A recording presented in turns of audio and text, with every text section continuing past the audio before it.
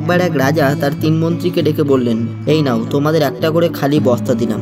তোমাদের কাজ হবে বনে গিয়ে বিভিন্ন ফল কুড়িয়ে এই বস্তায় ভরে নিয়ে আসবে। দেখি কে কত তাড়াতাড়ি বস্তা পূর্ণ করে নিয়ে আসতে পারে। 3 জন চলে গেলেন জঙ্গলে। প্রথম মন্ত্রী চিন্তা করলেন, রাজা বলেছেন, তাই ভালো ভালো ফল কুড়িয়ে বস্তা পূর্ণ করি। এবং সেই মতো জঙ্গলের ভালো ফল কুড়িয়ে বস্তা ভরে ফিরে আসলেন। দ্বিতীয় মন্ত্রী চিন্তা করলো, রাজা তো সব ফল দেখবেন না, তাই হিজিবিজি ফল দিয়ে সে নিচের দিকে পূর্ণ করে, শুধু উপরের দিকে ভালো কিছু ফল দিয়ে বস্তা পূর্ণ করলো এবং ফিরে আসলো। তৃতীয় মন্ত্রী চিন্তা করলো, রাজার এত সময় কোথায় বস্তা খুলে খুলে দেখবে, সে শুধু দেখবে বস্তা পূর্ণ হয়েছে কিনা। জঙ্গলের ঝরা পাতা ঘাস কাঠ দিয়ে বস্তা পূর্ণ করে নিয়ে এলো। 3 মন্ত্রী রাজার দরবারে হাজির।